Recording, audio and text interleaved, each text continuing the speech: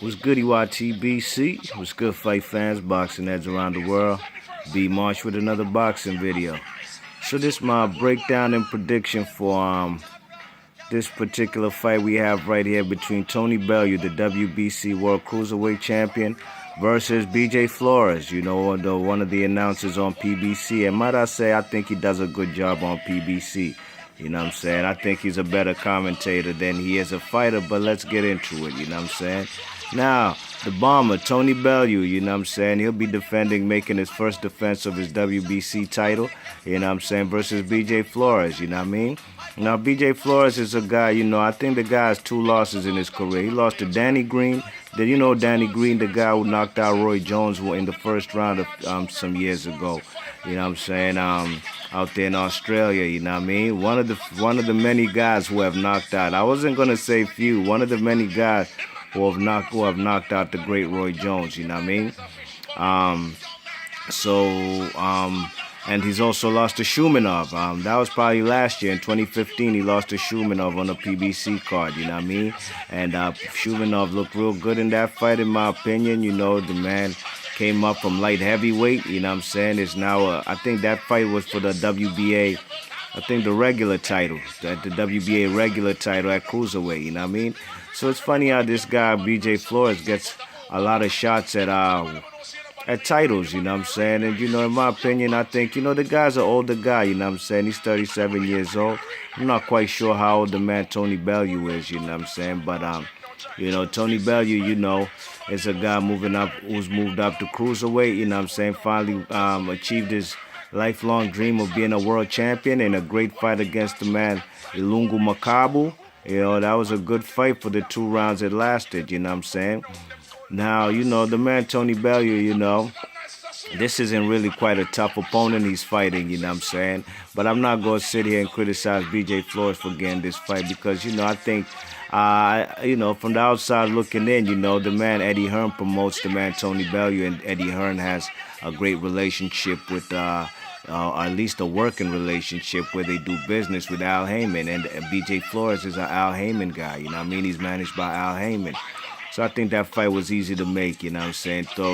Eddie Hearn throwing Al Heyman, his guy, throwing him in a bone, trying to, make a fight, trying to fight the WBC Cruiserweight title, for the Cruiserweight title.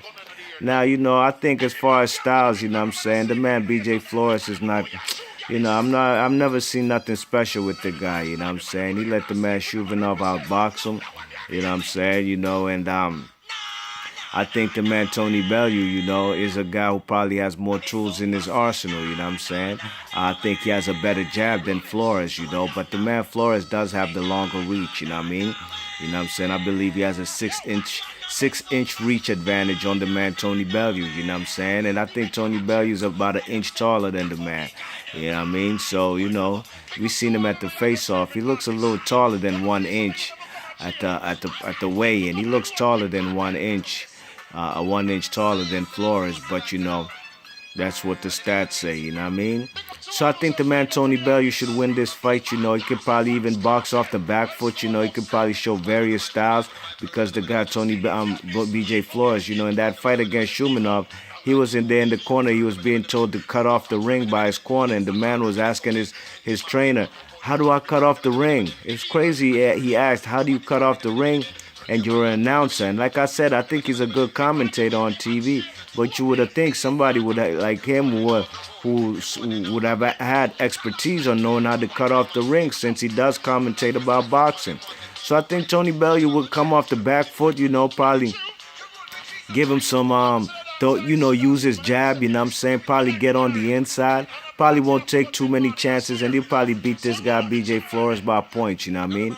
I don't think he's going to knock him out, BJ Flores is a big, durable guy, you know what I'm saying? And, if Tony Bellew is the first man to knock out BJ Flores, good for him, you know what I'm saying? But, that wouldn't be quite saying too much, because, I'd like to see the man, Tony Bellew. Why doesn't he fight the guy, Gregory Drizard, who used to own this WBC title that the man what's his name is fighting for, you know? That the man Tony Bellew has, you know what I'm saying? And like I said, you know, BJ Flores, I'm not going to criticize him for getting this title shot. You know what I'm saying? It is what it is. But, you know, I could have criticized Tony Bellew for getting that fight with Makabu, you know what I'm saying? Because Makabu had actually paid his dues in the Cruiserweight division.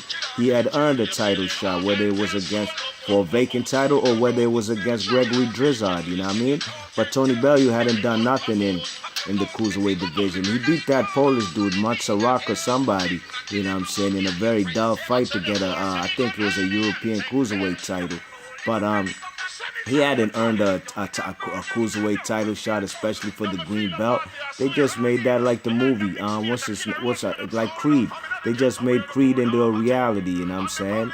You check it, his character in the movie, I forgot his name. Was it Pretty Ricky or something? Pretty Ricky and Creed, you know, he was the champion and #1 pound for pound fighter.